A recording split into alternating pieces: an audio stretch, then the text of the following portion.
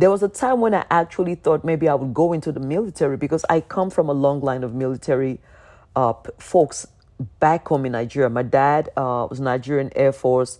My aunt's husband was Nigerian Air Force. My mom's brother one time was Nigerian Army. So I was like, okay, well, maybe I could go back into that because that's something that I grew up in. So yes, were there moments where I was discouraged? Yes. Were there moments where I had doubts? What if this vision never comes back alive? In that same season, while I was going through the process and God was preparing me, a lot of my high school mates, a lot of my college mates were doing their masters. And I'm here in this one salon with nobody knowing me, nobody sees me. I'm here, single mother, the perfect life that I had to be married and all, everything shatters. Everything literally shatters. And then I'm like, so well, I guess this is life now. What is the way? Keep moving. Keep moving. Keep moving. And one of the things that encouraged me in that season was, I think I always used to say this in those periods, the fear of not bringing this vision to life was worse than me failing, literally. So I was like, I would rather fail than not even try at all. I would rather fail than not try at all. It got to the point I would tell myself, well, if they would even say anything, even if I failed, at least I got out of the boat and I tried to walk. And it'll be on record that at least you walked on water.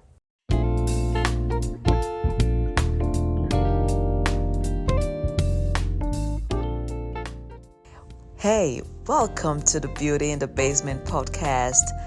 It's a beautiful day. I hope you all had a great week and you've been doing amazingly well. Thank you so much for your likes, your follows, your shares. Last week, we did something big. We did it afraid. Shout out to Stella, my good friend at Women Doing It Afraid community. I literally just borrowed a line. So last week, I did a big up thing. I pressed played. I pressed published on the very first Beauty in the Basement podcast. And I hope it's been a blessing to you. Thank you for the likes. Thank you for the shares. Thank you for the listens. Just the amazing love that you all have given us on this journey has just been amazing. From the basement all the way to today, as we are opening up more, being vulnerable, being transparent on a long form content like the podcast. I am grateful to every one of you that have walked this journey with us, because really bringing a vision to life does take time. Recording 16, 17 years on this journey has been an amazing walk. It's not been easy, but it's been worth it. And so I ask myself, Maria, you've had dreams, you've had visions, you've been excited to see it come to pass, come to fruition, to start it.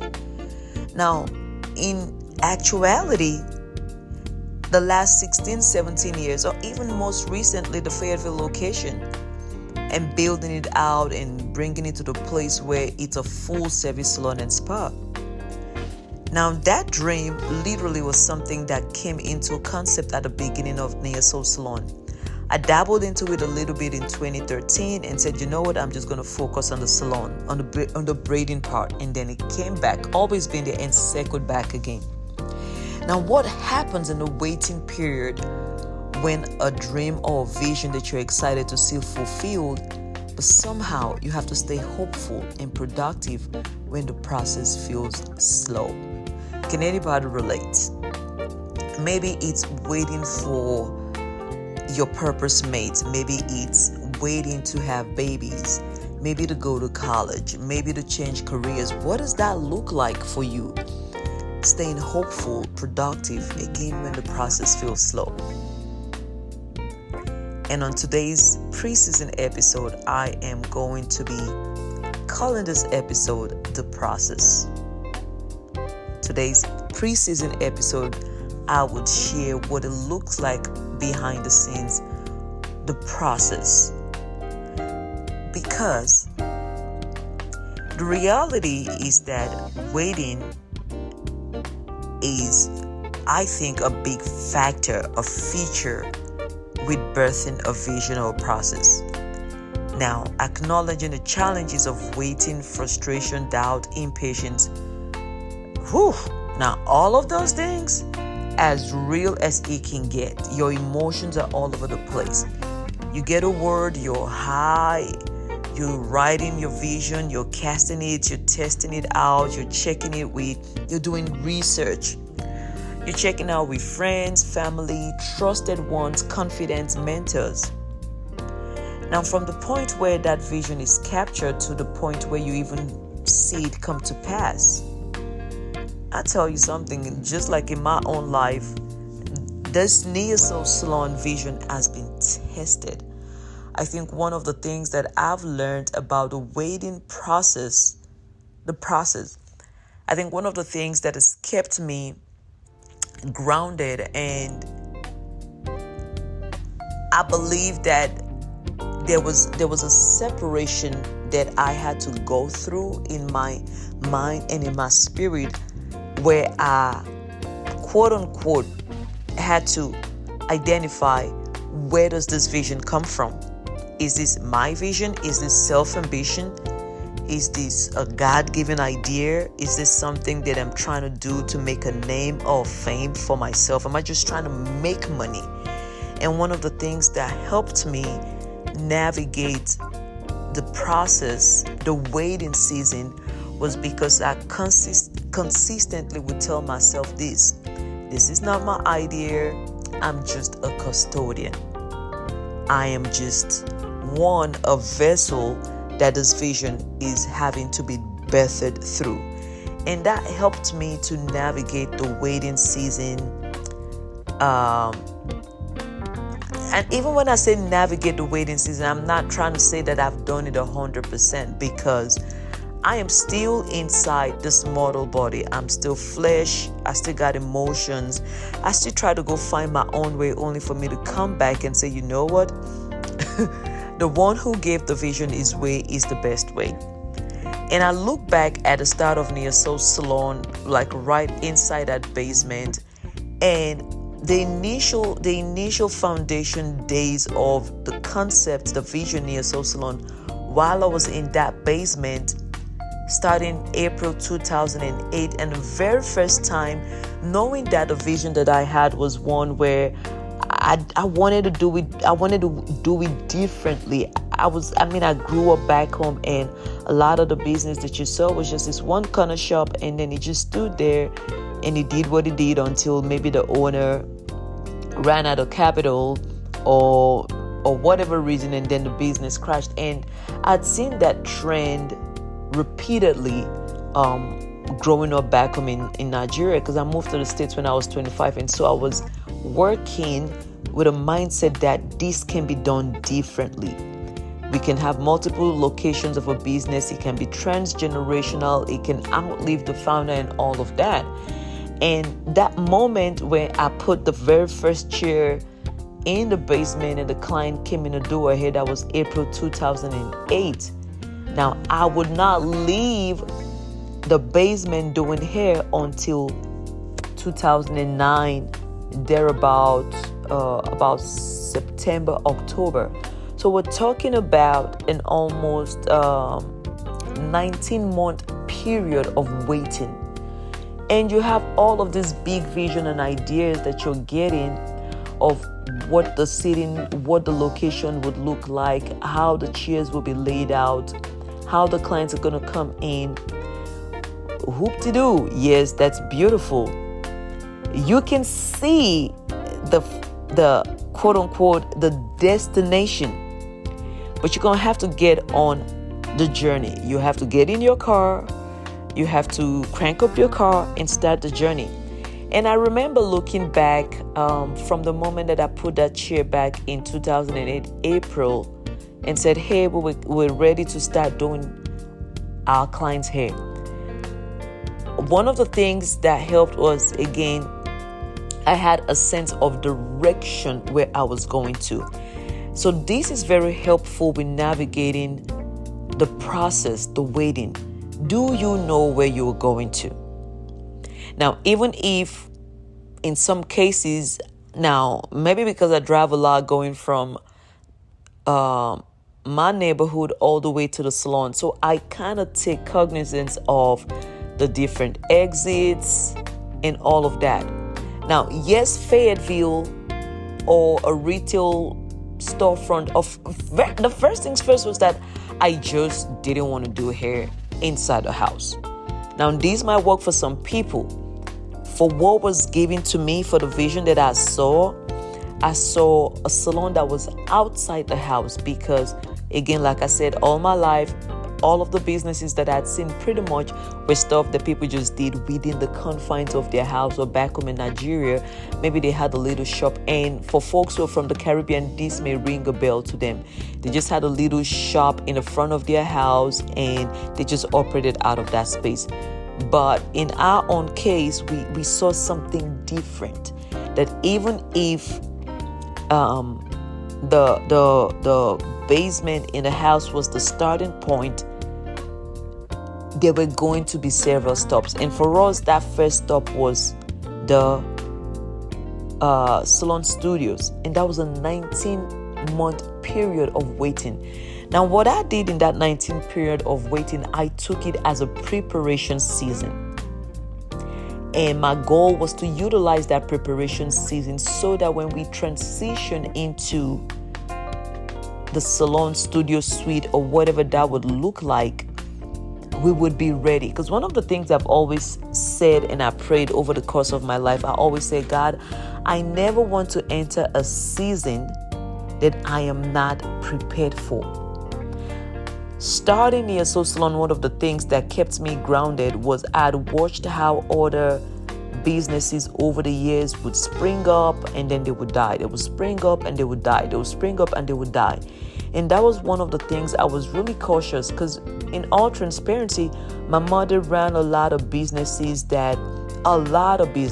I'm telling you, a lot of businesses. Mama ran a lot of businesses. And it will spring up, it will die. And it was something that I'd seen repeatedly over the course of growing up back home. And I was like, I want to do it differently. And that 19-month period of working inside the basement of the house allowed me to capture a glimpse of what it was this vision would look like. And so it was the very first client that came in, and all of the ideas that I had about how I wanted to be treated in a salon, how I wanted a salon experience to feel like, even while it was inside a basement, at this point I was beginning to get one or two few clients come into the house and they were getting their hair done. And in a sense, I was getting an idea of like, who am I to these women? Yes, I do have this gift. Who am I to this woman? What makes me unique? What makes my voice stand out? What is my marketing language? What is my branding language? What separates me from the crowd? Because one of the things that the process would help you capture is for you to know your identity. Because if you miss out on the place of identity formation, you would step into the next season and literally you would be experiencing, quote unquote, an identity crisis.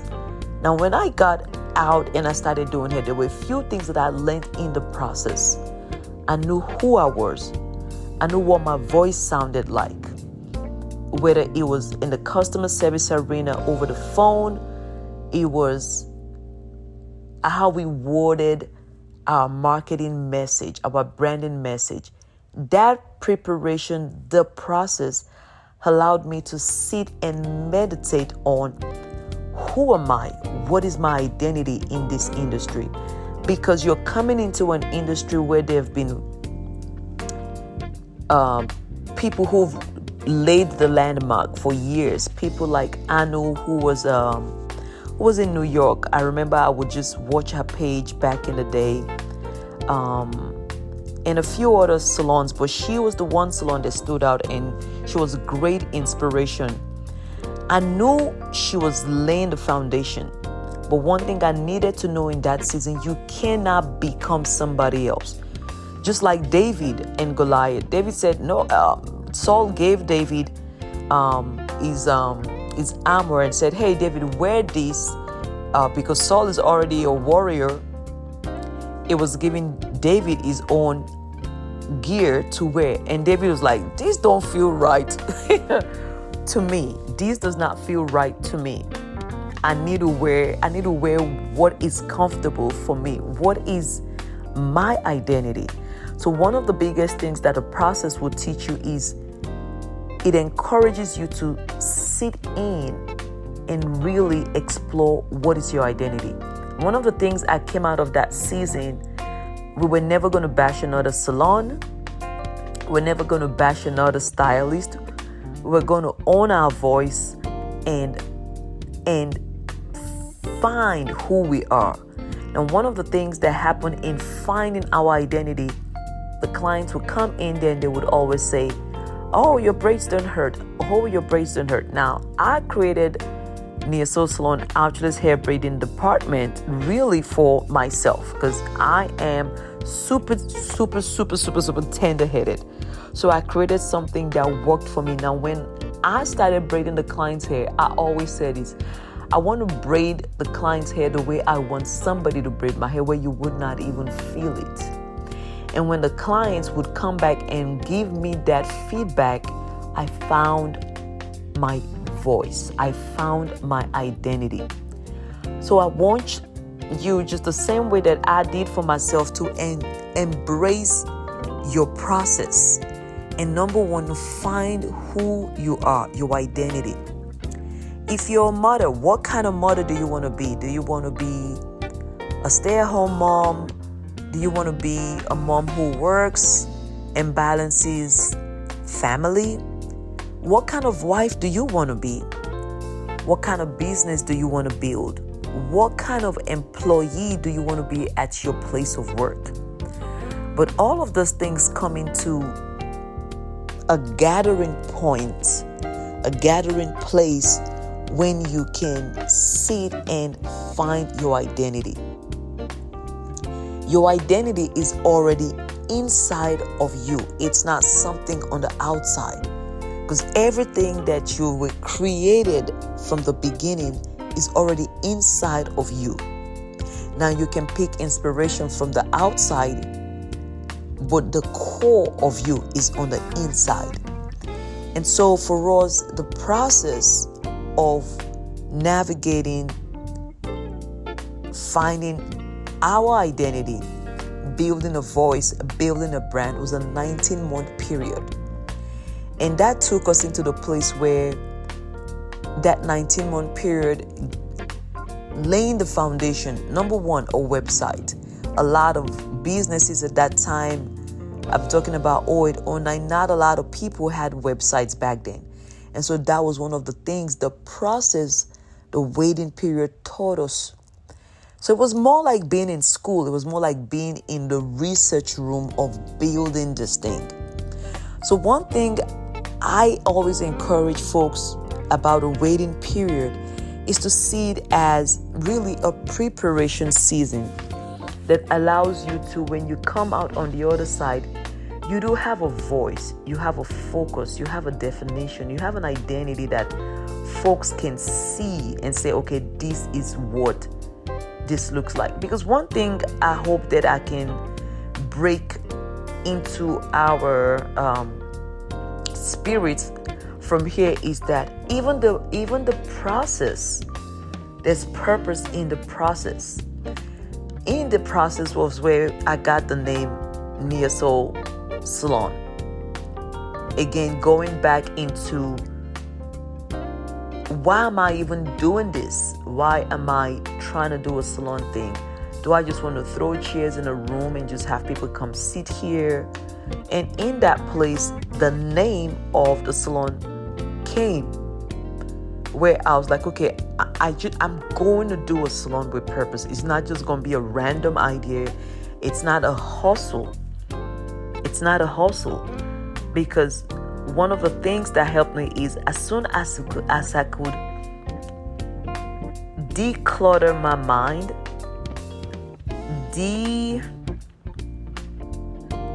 I'm trying to find the right word,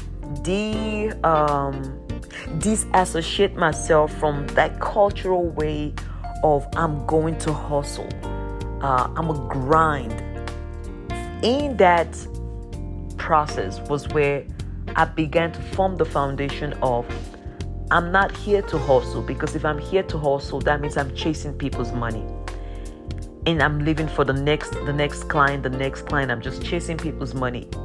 That's what the hustle mindset creates. In the process was where I began to lay the foundation for a shift and said, I'm not here to hustle people's money.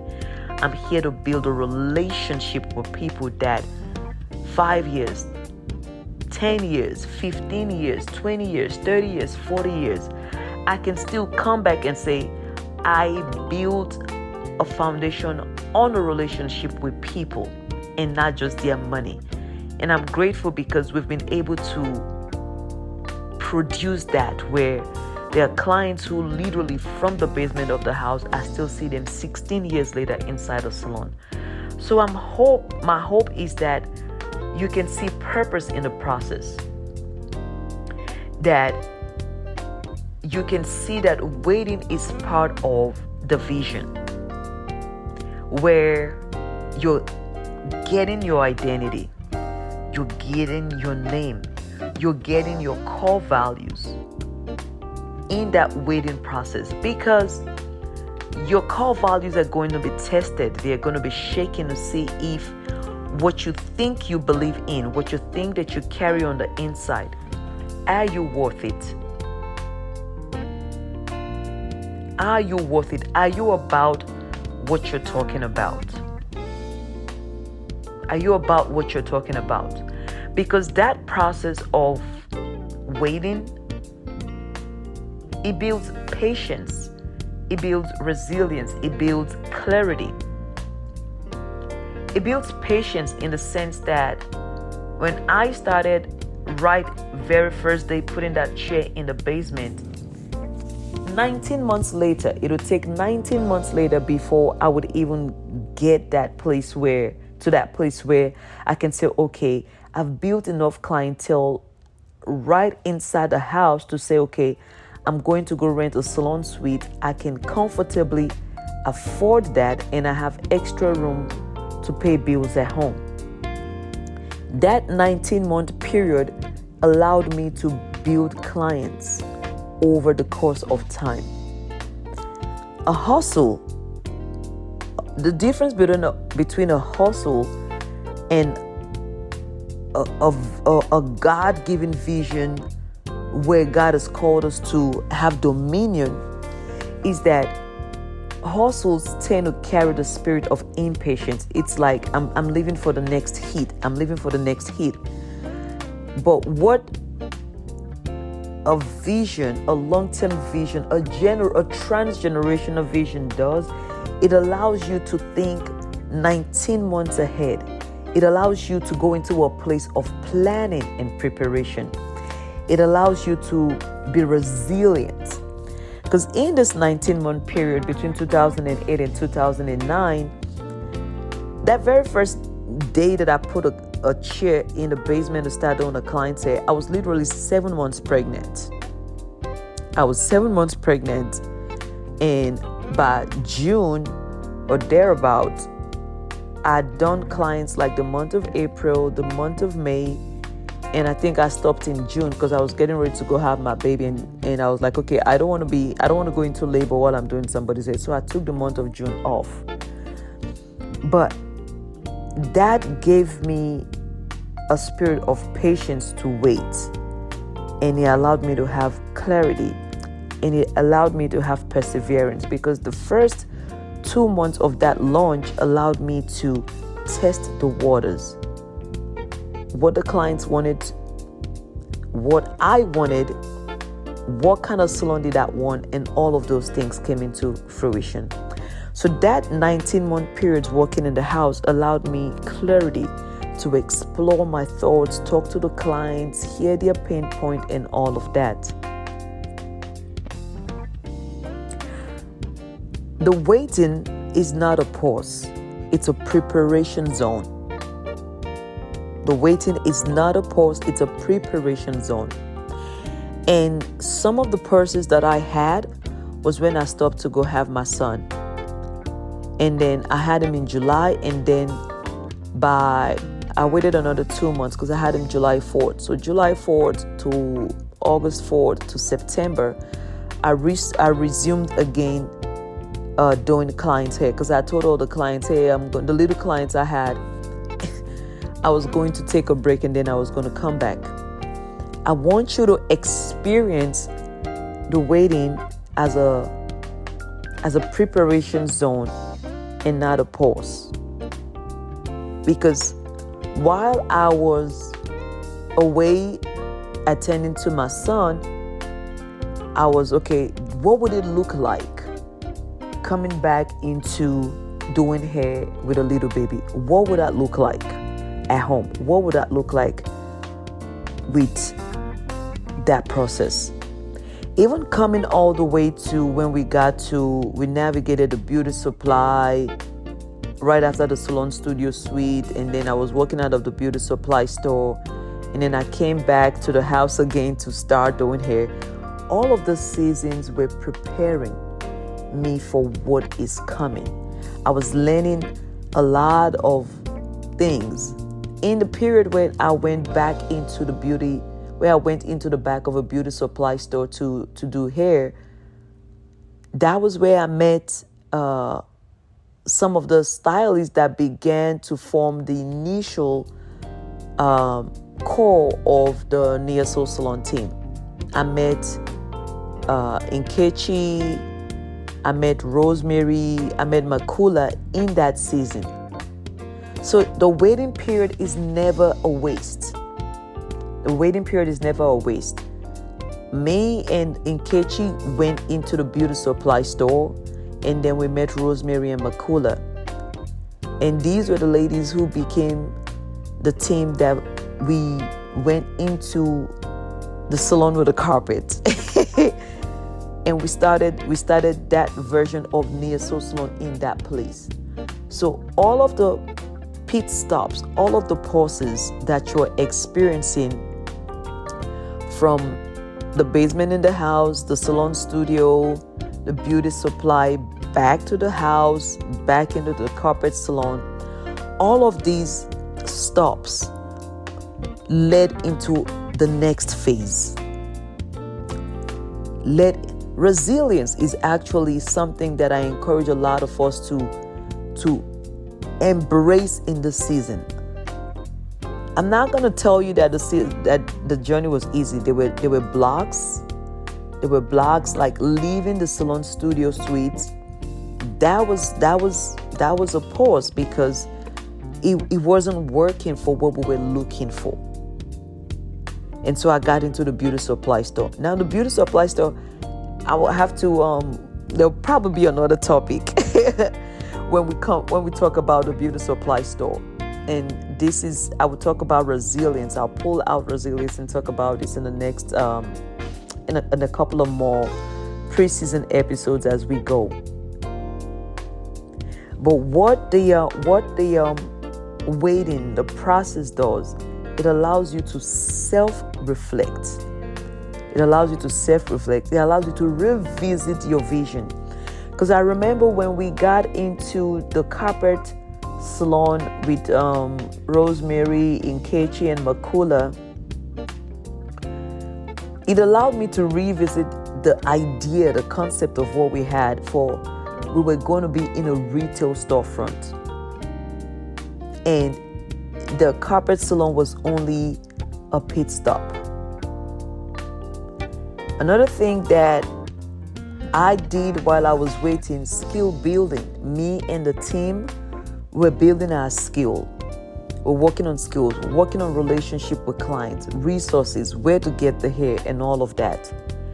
And that was preparation for the coming season when we got to 5316 Beaufort Highway, Norcross. Because that was the next stop from there. Now, one thing that I always maintain in the course of this journey, because by the time we got to the carpet salon, that was August of 2010, October of 2010, I found myself a separated woman. Now, what do you do in those seasons when life is throwing you curveballs? And so literally by August, we got that little office space, got set up and all. By October, I was a single mom, separated. How do you stay faithful? How do you keep the vision alive when you're having all of these roadblocks, all of these setbacks? Because in that season when we got into the carpet salon, Nkechi went back to go do, I think she was doing a master's already at that time. And then she went back into nursing. Rosemary went to go visit, I think it was a sick mom in the UK at that time. Makula went to Liberia for a period of like 4 months or thereabout. And now I'm separated. I had to go get an apartment by myself and my son. I have this new business that I just got this shop for, and life has happened with all of the 3 braiders, and now you're the sole person working. How do you stay motivated when it looks like you're tracking and then something comes to knock you off? You're tracking and then something comes to knock you off.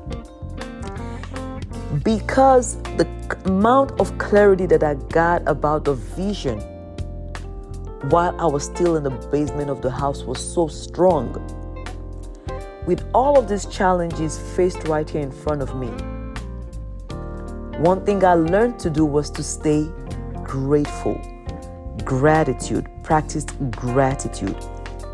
Not complaining. Because if you're going to complain, obviously you're not in a place of gratitude. And every time a client came in, Lord, I am grateful that I even have a gift that I can use. Lord, I'm grateful that I have a shop, even if it's a little shop inside an office building. I'm grateful. I remember one of the clients, she said every time I opened the door, she would just see my face just kind of drop, because the thought of cleaning the hair off the carpet, and you can imagine trying to clean hair extension off a carpet, because I didn't even have the money to change the whole floor to hardwood. Like literally, I just got separated and I'm a 1-income household woman with a 2-year-old child. I've only been in the US, immigrant, fresh out of Nigeria, only 3 years. I'm still trying to find my feet.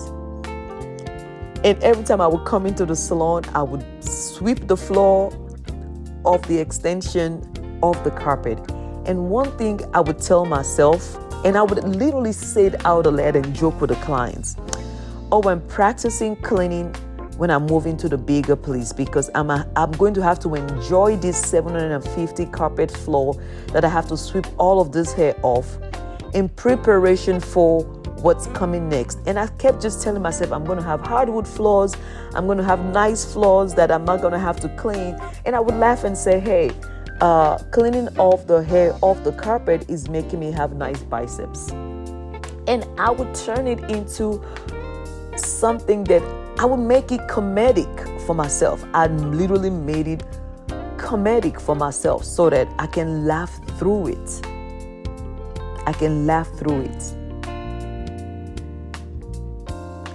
Now, while I have not received my hardwood floor salon, my stained concrete floor salon, quote unquote, this delay for the niceness of the kind of floor that was ideal for the salon that I had a vision for, it allowed me to grow in patience.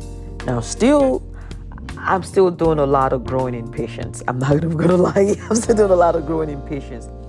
But it allowed me to grow in patience. The extent of it, I may not realize it, because having all of your 3 stylists go about their life and their business. I remember in Nkechi said this. She said she would drive past. This was when she was back into the nursing field again. She said she would drive past the carpeted salon at 5170 Beaufort Highway, and she would see just my car there by myself.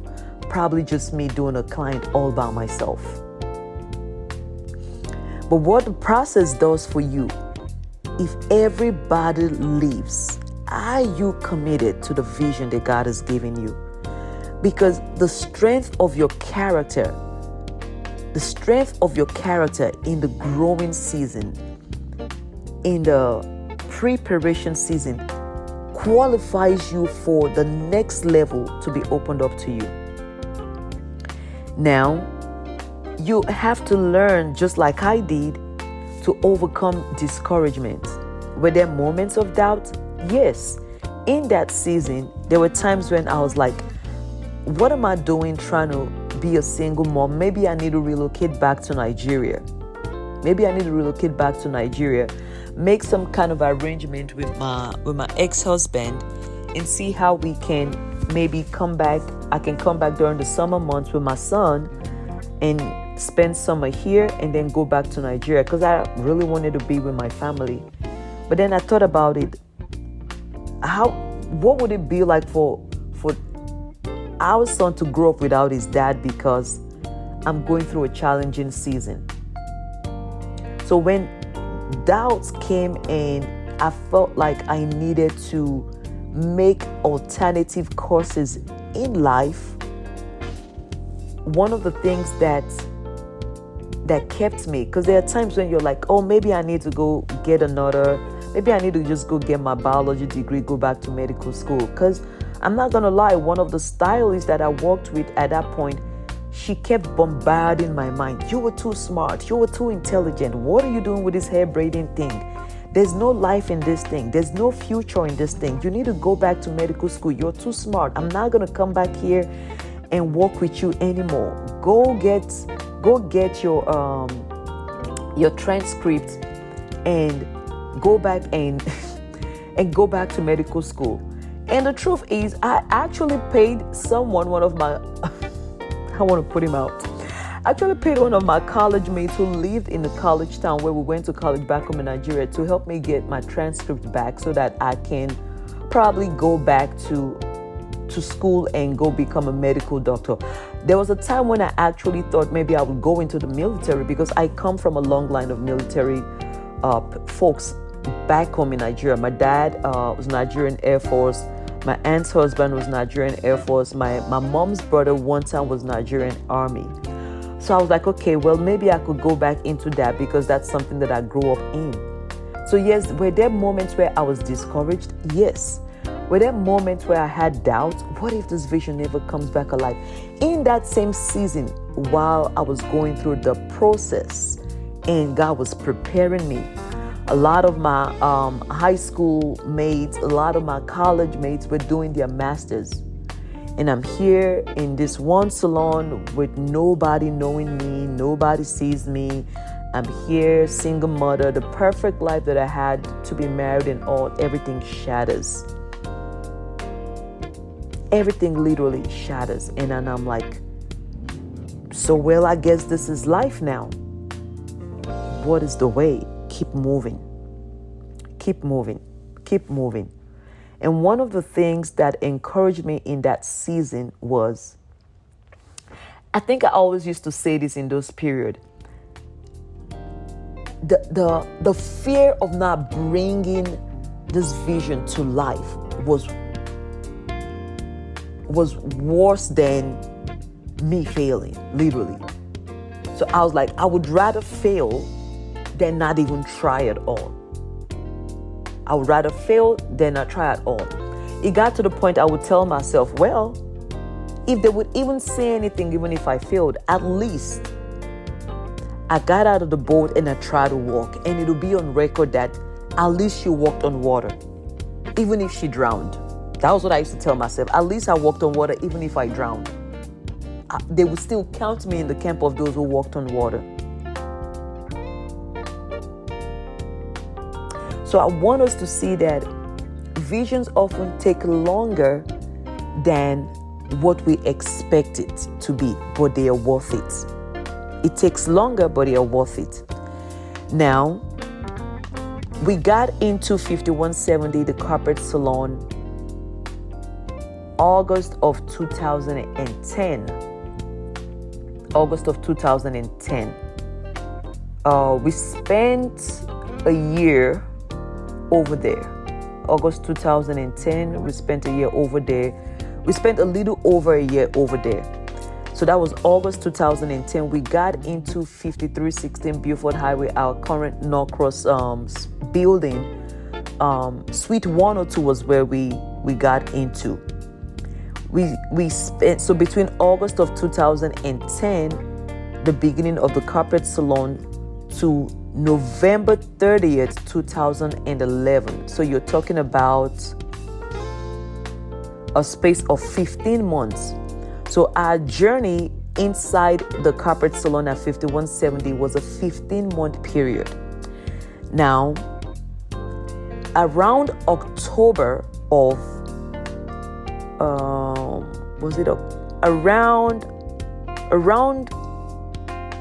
no, 2000 and the end of our stay in 5170 Beaufort Highway.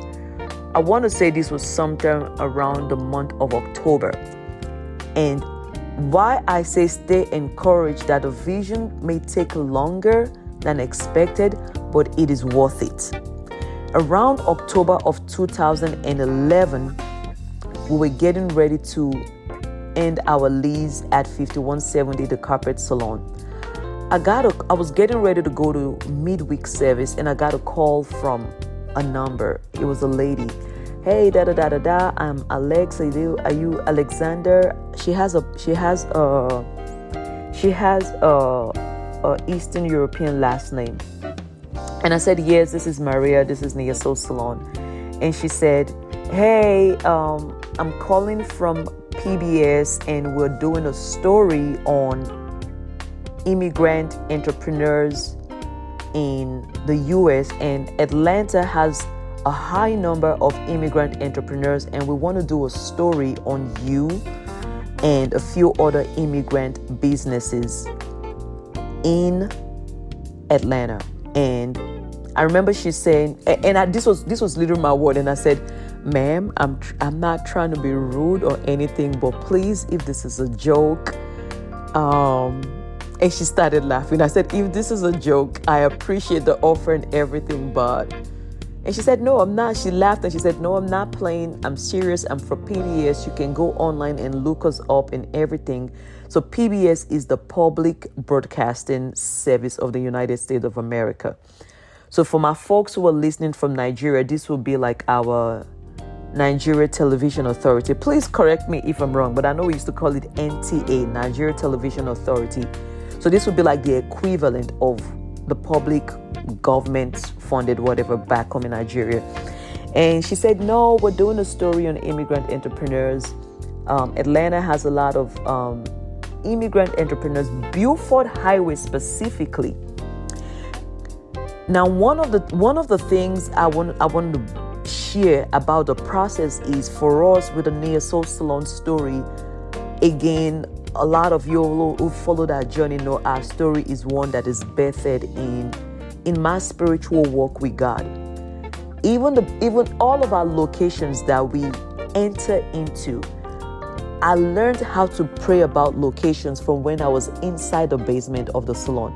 That we were not casually going to go into just a random location without praying to know if this was something that lines up with what God was looking for in our lives. And so when the lady said she wasn't playing, I said, okay, well, I'm up for the ride. I'm willing to tell my story, and hopefully it blesses somebody. And I just said, well, God, if this is something that you have for us, fine. If not, I wasn't doing it for the show anyways. I just wanted to really show that a Black business can be operated with a certain level of excellence. It can be multi-location. It can be multi-location, transgenerational, and all of that good stuff. Now, we got into 5316 Beaufort Highway, Suite 102, November 30th. Now, the people from PBS called me again around the end of February, and they came to record that episode of Need to Know, Making It in America, the Immigrant Experience, Business Entrepreneurs. They came March 12. If I'm not forgetting, it was March 12 it was recorded. Stay encouraged. The vision may take longer than expected, but it is worth it.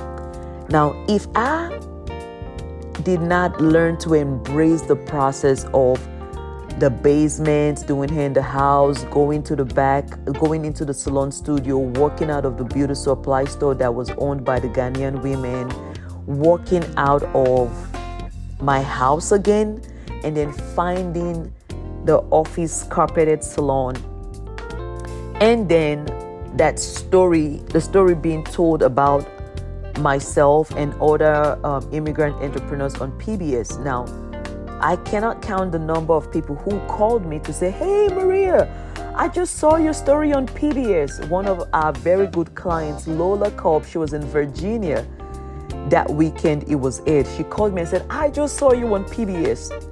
Some Nigerian guy who's a pastor here in Atlanta called our number. They called the salon number and said, the guy said, "I just saw your story on PBS. I'm so proud of you. You're going to go places. You're going to do amazing things.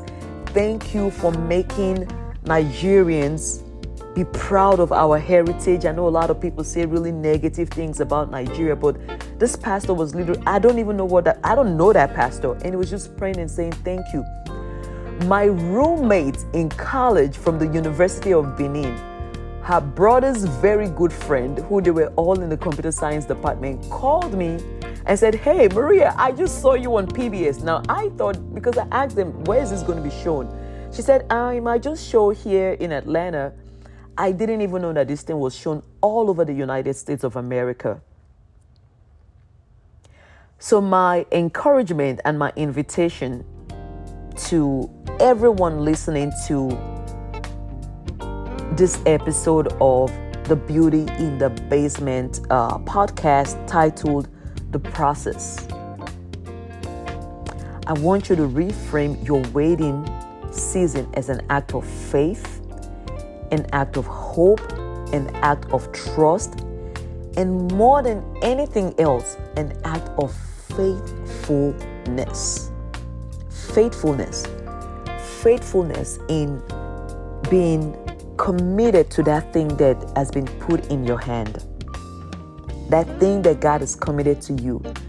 Now, I believe that my faithfulness in the basement, the salon studio suite, the back of the beauty supply, being diligent, even when I hadn't seen that retail storefront. I would not see that retail storefront until 2011 of November 30th.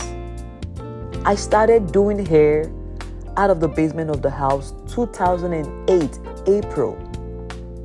So we're talking a period of about 4 years of waiting to see a finger of what it looked like, a piece of what it was that I'd been working towards, the very first retail storefront. Stay encouraged. Stay hopeful. Be faithful. Be faithful. Be faithful.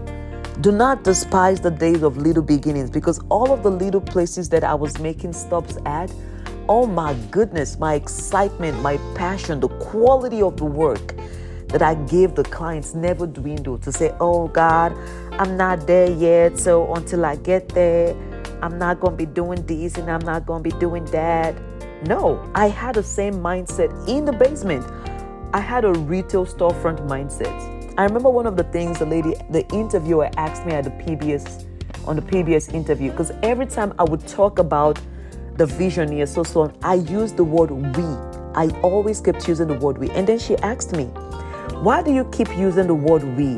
I thought it was only you. And then this was the statement I made. I said, because I believe that we're going to see multiple Neo Soul Salon locations, and we're going to be a franchise, and we're going to be impacting and opening the door and allowing a lot of other women to use the template of Neo Soul Salon and allow them to walk into their greatness, into their entrepreneurship, into their leadership. And the lady looked at me. Now, that process of what I was talking about was 2011. It would be a couple of years before we even got into where we are today. So I'm going to leave you with this favorite scripture of mine that kept me in that season. Habakkuk 2 and verse 3. Though it tarries, wait for it, because surely it will come. It will not delay. Now, my advice is create your little steps. Create your little list of small steps that would take you to that vision. For me, I've, over the course of today's episode, given you a glimpse of what my little steps were. The basement at a house, the salon studio suite, the back of the beauty supply owned by the Ghanaian women, back again at the house, the carpeted salon, and then 5170 Beaufort Highway, Suite 102. Make a list of your small steps. Be faithful. Keep walking. You will get to your destination. Now remember, it's a journey. Even when you get to that destination, the journey continues. Thank you so much, because again, if it wasn't because of you women, I wouldn't be here. Thank you for listening to today's episode of Beauty in the Basement, The Process. Your vision is alive, even in the waiting. I'm grateful for y'all. So until the next time that I come back on the Beauty in the Basement podcast, subscribe, share this episode. Let me know in the comments how you're navigating your waiting season, because somebody else is out there who wants to hear your story. I'm also reading the comments so that I can learn from you navigating your waiting season. Thank you so much for making this a beautiful experience. And until next time, remember that you were created a masterpiece. See you soon and have a great one. Bye.